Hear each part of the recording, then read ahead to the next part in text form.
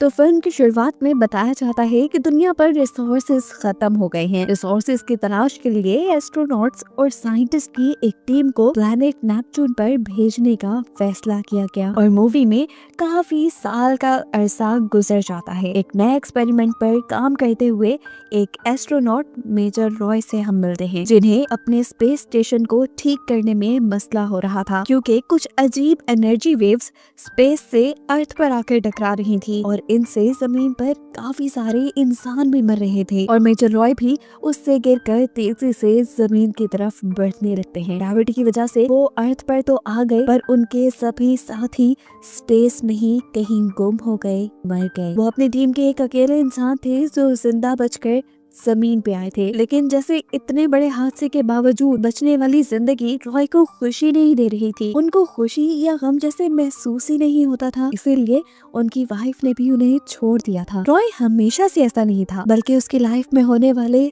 बड़े चेंजेस ने उसे ऐसा बना दिया था। बचपन से ही रॉय अपने डैड के साथ सबसे ज्यादा अटैच था। उसके डैड दुनिया के महान एस्ट्रोनॉट थे और आज से कई सालों पहले एक एक्सपेरिमेंट के लिए नेपच्यून गए थे। ये न्यूज प्रोजेक्ट पर गए थे जिसे मूवी के स्टार्ट में दिखाया गया था। नासा का रॉय के डैड की टीम से कांटेक्ट रहता था। रॉय के डैड वहाँ के हालात और अपनी रिसर्च दुनिया तक पहुँचाते थे, पर फिर चंद सालों बाद अचानक उनका कांटेक्ट जमीन से खत्म हो गया और कई सालों की एफर्ट के बाद भी जब नासा उनके स्पेस स्टेशन का स्पेस में पता ना चला सकी, तो उन्होंने रॉय के डैड के साथ उनकी पूरी टीम को दुनिया वालों को मरा हुआ बता दिया। जिस दिन के बाद से रॉय की लाइफ और भी ज्यादा फीकी हो गई। रॉय को इस टाइम उसके हेडक्वार्टर बुलाया जाता है और बताया जाता है कि जिन वेव्स की वजह से उसका स्पेस स्टेशन तबाह हुआ था, वो वेव्स नेपच्यून से आ रही थी, बिल्कुल उसी जगह से आ रही थी जहां आज से कई साल पहले उसके डैड की टीम को भेजा गया था रिसर्च के लिए। नासा के साइंटिस्ट का मानना था कि वो एनर्जी वेव्स नेपच्यून में मौजूद इनका स्पेस स्टेशन ही जनरेट कर रहा है और ऐसा खुद ब खुद हो जाए ये पॉसिबल नहीं था। साइंटिस्ट की टीम को लग रहा था कि उसके डैड अभी भी जिंदा हैं और वो नेपच्यून पे कोई ना कोई एक्सपेरिमेंट जरूर कर रही है, जिसकी वजह से ये सब हो रहा है। शायद वहाँ बैठे रॉय के डैड की बात नहीं जानते कि उनके इस एक्सपेरिमेंट से अर्थ तबाह हो रही है। साइंटिस्ट बताते हैं कि उन्होंने स्पेस स्टेशन में रॉय के डैड से कांटेक्ट करने की बहुत कोशिश की है, लेकिन वहाँ से कोई आंसर नहीं आ रहा। इस सब को रोकने के लिए ये लोग एक मिशन प्लान करते हैं। इस मिशन में रॉय के साथ उसके डैड के फ्रेंड को भी जाना था। सफर उनका शुरू होता है और अर्थ से रॉकेट लॉन्च हो गई। ये लोग सबसे पहले जाकर चांद पे लैंड करते हैं। मून पे लैंड करने के बाद इन्हें मून पे ही दूसरी तरफ अपने स्पेस कॉम तक जाना था, लेकिन रास्ते में ही इनके ऊपर यहाँ स्पेस पायरेट्स ने यानी डाकुओं ने हमला कर दिया, जिसकी वजह से रॉय के काफी सारे साथी मारे गए और रॉय भी जख्मी हो गया। फाइनली ये लोग मून के स्पेस कॉम तक पहुंच गए, लेकिन वहां जाकर देखा कि रॉय के बूढ़े साथी की भी तबीयत अब बहुत ज्यादा खराब हो चुकी थी। वो आगे मार्स तक का सफर कंटिन्यू नहीं कर सकते थे, इसीलिए उन्होंने अपने आप को यहीं पे रोका। रॉय को एक सीक्रेट चिप और मैसेज दिया और यहाँ पर उन्होंने बताया कि वो लोग नेपच्यून रॉय के डैड को रोकने नहीं जा रहे, बल्कि एक सीक्रेट मिशन पे जा रहे थे जहाँ उन्हें रॉय के डैड के एक्सपेरिमेंट को वहीं पर तबाह करना था, चाहे रॉय के डैड वहाँ जिंदा हो या ना हो। ये सुनकर रॉय को बहुत ज्यादा दुख हुआ, लेकिन खैर उसने मिशन कंटिन्यू कर लिया। लोगों को अब आगे मार्स पे जाना था। मार्स के रास्ते में इनके करीब एक और स्पेस स्टेशन इन्हें मिलता है। रॉय के कैप्टन वहां जाने का फैसला करते हैं क्योंकि वहां के स्पेस स्टेशन से ये लोग अपनी सप्लाईज पूरी कर सकते थे। यहाँ जाने पे उन्होंने देखा कि ये स्पेस स्टेशन तो बिल्कुल खाली है। यहाँ इन्हें कोई इंसान नहीं मिला, बस लैब में इन्हें एक खतरनाक मनमानस दिखा। इस बंदर ने इनको देखते ही इनके ऊपर हमला कर दिया। इस हमले में रॉय का कैप्टन जख्मी हो गया, लेकिन रॉय ने आगे बढ़कर अपने कैप्टन को बचाया और फिर उस मनमानस को एक वैक्यूम चैम्बर में डालते हुए उसका वैक्यूम बिल्कुल खत्म कर दिया, जहाँ पर वो मारा गया। उसको मारने के बाद रॉय अपने कैप्टन को लेकर अपनी शिप में वापस आ जाता है, जहाँ आकर इनको पता चला कि रॉय का कैप्टन अब मर चुका है। आगे का सफर इन्हें अकेले ही तय करना था, लेकिन बड़ा मसला तब हुआ जब मार्स से आने वाली एक बड़ी सी एनर्जी वेव ने उनके स्पेसशिप को घुमा घुमा दिया। इस मुश्किल घड़ी में भी रॉय ने हिम्मत नहीं हारी, उसे डर का एहसास नहीं हुआ और उसने अपने स्पेसशिप को हैंडल करते हुए मार्स पर लैंड करवा ही लिया। रॉय के यहाँ लैंड होते ही उसे एक मैसेज के लिए स्क्रिप्ट दी जाती है जिसे वो अपने डैड के लिए रिकॉर्ड करे और यहाँ मार्स से ये लोग ये मैसेज नेपच्यून भेज सके। असल में नेपच्यून से मार्स तक कांटेक्ट हो पा रहा था लेकिन अर्थ तक नहीं। रॉय की पहली रिकॉर्डिंग नेपच्यून भेज दी जाती है लेकिन नेपच्यून से उसके डैड का कोई रिप्लाई नहीं आता। ये देखते हुए दूसरी मर्तबा रॉय बहुत इमोशनल होकर रिकॉर्डिंग करता है। स्क्रिप्ट के बजाय वो अपनी दिल की बातें अपने डैड से कहता है और मैसेज सेंड कर देता है। हालांकि बाकी एस्ट्रोनॉट इस मैसेज को सेंड करने के खिलाफ थे क्योंकि इसमें बहुत सारे इमोशंस थे और एस्ट्रोनॉट्स की लाइफ में इमोशंस की कोई जगह नहीं। अब स्क्रिप्ट वाला मैसेज ना बोलने की वजह से रॉय को इस मिशन से निकाल दिया जाता है और वापस अर्थ पर भेजने की तैयारी शुरू कर दी जाती है। इससे पहले कि रॉय अर्थ के लिए निकल जाता, उसके किए हुए इमोशनल मैसेज की वजह से उसके डैड का रिप्लाई आ जाता है। रॉय को अपने डैड की आवाज सुननी थी, वो मैसेज सुनना था, लेकिन बाकी एस्ट्रोनॉट रॉय को वो मैसेज सुनने नहीं देते। यहाँ अब मार्स के स्पेस स्टेशन की डायरेक्टर से मिलती है। उन्होंने रॉय को पहली मर्तबा देखा था। वे पूछती हैं, क्या तुम्हें उन वेव्स के बारे में पता है जो लगातार इस स्पेस स्टेशन से और जमीन से टकरा रही हैं? तुम जानते हो उसकी वजह से मेरे काफी लोग मारे गए।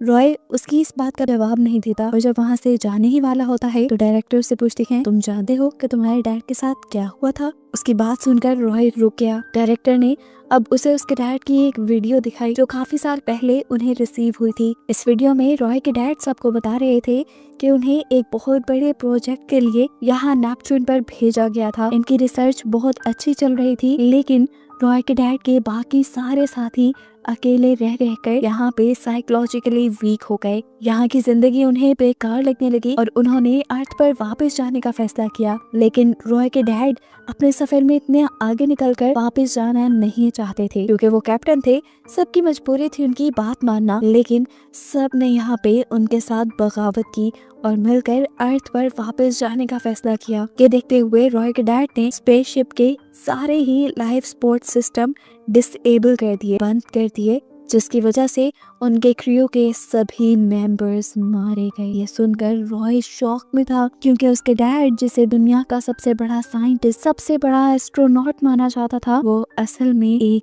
कातिल था। रॉय अब गुस्से में झुंझलाने लगा। डायरेक्टर ने उन्हें बताया कि मेरे मॉम डैड तुम्हारे डैड के क्रू का हिस्सा थे। ये लोग पहले मार्स पर आए जहाँ मार्स पे मेरा जन्म हुआ। उसके बाद ये लोग नेपच्यून के लिए निकल गए। नेपच्यून से वापस आकर वो मुझे लेना चाहते थे लेकिन तुम्हारे डैड ने उनको मार दिया और वो मेरे से भी दूर हो गए। डायरेक्टर बताती हैं कि तुम्हारे डैड का ये मैसेज काफी सालों पहले दुनिया पर पहुंच चुका था लेकिन अर्थ के लोग तुम्हारे डैड को एक विलन बनाकर लोगों के सामने नहीं लाना चाहते थे, इसीलिए उन्होंने वो सारा ड्रामा किया कि उनके सारे क्रू मेंबर्स मारे गए। अगर दुनिया को उनकी सच्चाई पता चल जाती तो शायद कोई भी उनके ऊपर एतबार न करता, लेकिन नासा के लिए वो एक फायदा ही थे क्योंकि नासा को वो उनकी रिसर्च पूरी करके दे रहे थे। वो आज भी अपनी रिसर्च और अपने अजीबोगरीब एक्सपेरिमेंट्स पर काम कर रहे हैं और उन्हीं के एक्सपेरिमेंट की वजह से वो एनर्जी वेव्स जनरेट हो रही हैं जिससे प्लैनेट मार्स और प्लैनेट अर्थ तबाह हो रही है। डायरेक्टर बताते हैं, तुम्हें यहाँ पर इसीलिए बुलाया गया है ताकि तुम्हारे जरिए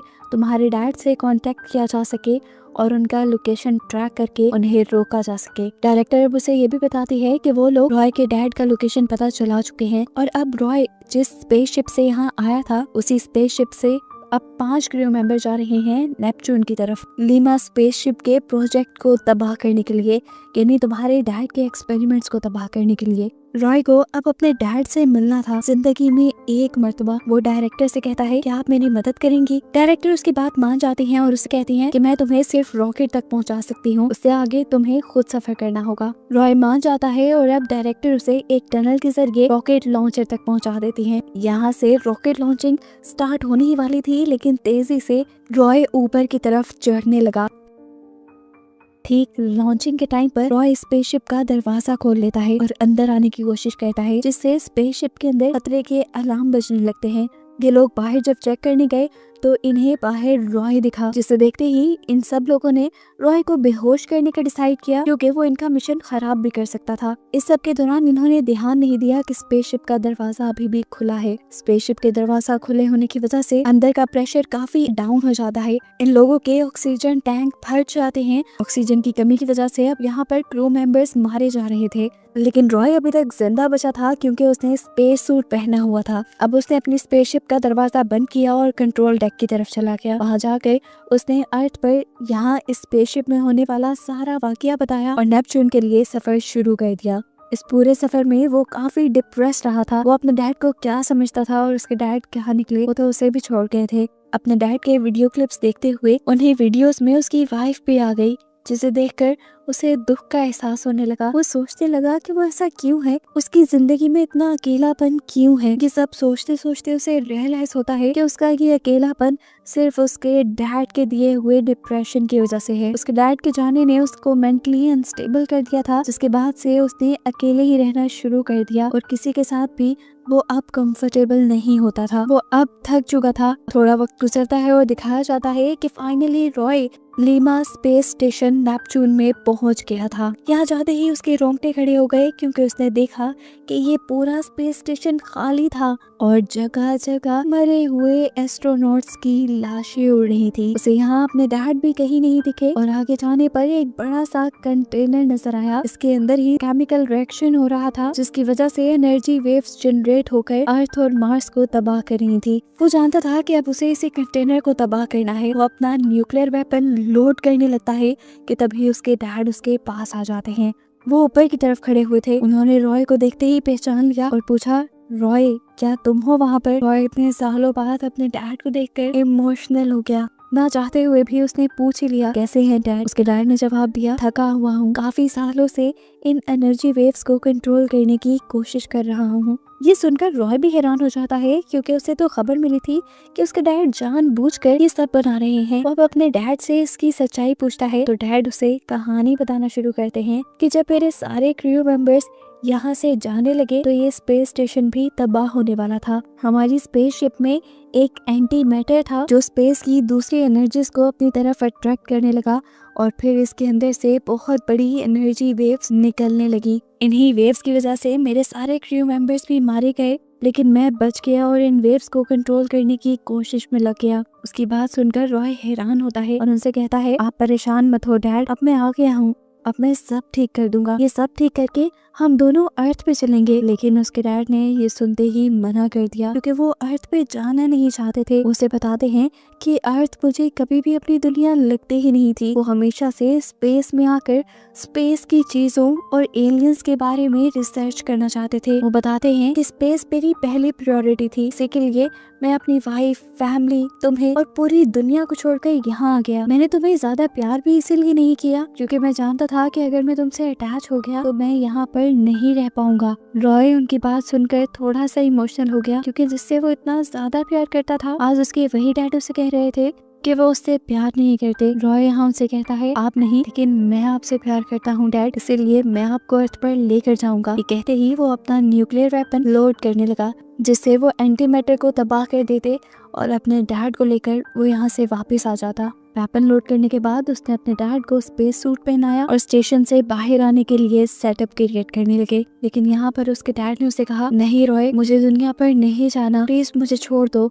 मुझे यहीं रहना है। रॉय, वो मेरी दुनिया नहीं है, प्लीज तुम भी मुझे माफ कर दो, क्योंकि मैं भी तुम्हें वो प्यार नहीं दे सका जो मुझे देना चाहिए था, और आज भी मैं तुम्हारा साथ छोड़ रहा हूँ। ये कहते ही वो अपने बेटे के हाथ छुड़वाकर उससे दूर हो जाते हैं। रॉय भी अब अपने डैड को आखिरी गुड बाय कहकर उनकी रस्सी छोड़ देता है। खुद रॉय थ्रस्टर की मदद से अपने आप को खींचते हुए अपनी स्पेसशिप तक वापस आ जाता है। स्पेसशिप में बैठने के बाद उसने देखा कि उसके डैड अब नेपच्यून के ऑर्बिट में पहुंच चुके थे। आखिरी बार अपने डैड को देखने के बाद वो अपना शिप ऑन कर देता है। वो अपना सफर कंटिन्यू करने ही वाला था, लेकिन तभी उसे पता चला कि उसकी शिप का फ्यूल बहुत कम है और इतने कम फ्यूल से वो अर्थ पर नहीं पहुंच सकता था। ये देखकर उसे अफसोस होने लगा। उसे लगा कि वो भी अपने डैड की तरह यही स्पेस में रह जाएगा, लेकिन तभी हमें दिखाया गया कि रॉय ने जो बम प्लांट किया था वो ब्लास्ट हो जाता है। उसके ब्लास्ट होते ही यहाँ पर एक बहुत बड़ी एनर्जी वेव निकलती है जो रॉय के स्पेसशिप को दुनिया तक जाने के लिए पुश दे देती है। रॉय का सफर कंटिन्यू हो जाता है। इस पुश से रॉय का फ्यूल काफी बच गया था, अब वो इजीली अर्थ तक पहुंच सकता था, इसीलिए वो बहुत ज्यादा सेटिस्फाई था। अपने सफर के दौरान वो अपने डैड के दिए हुए डॉक्यूमेंट्स पढ़ता है जिसमें लिखा था कि इंसान ही इस पूरी यूनिवर्स का, इस पूरी कायनात का सबसे अक्लमंद क्रिएचर है। अर्थ के कम होते रिसोर्सेज कोई और प्लैनेट या एलियंस पूरे नहीं कर सकते, बल्कि इंसान खुद ही अपनी मदद करके अपने रिसोर्सेज को बढ़ा सकते हैं। ये पेपर्स पढ़ते हुए उसे अपने डैड की कदर होने लगती है कि उन्होंने अपनी लाइफ को स्पेस में सेक्रीफाइस करके इंसानों को एक बहुत बड़ा सबक दिया था। खुद भी इस सफर के बाद रॉय के अंदर एक बहुत बड़ा चेंज आया था। पहले उसे जिस लाइफ की कदर नहीं थी, अब उसे इस लाइफ से प्यार होने लगा था। उसके अंदर भी फीलिंग्स आ गई थी, वो एक नॉर्मल इंसान की तरह एक्ट करने लगा था। ऐसे में वो अपनी वाइफ से भी मिल जाता है और ये दोनों हंसी खुशी दोबारा जिंदगी स्टार्ट करते हैं। और बस यही दिखाते हुए ये मूवी यहाँ खत्म हो जाती है।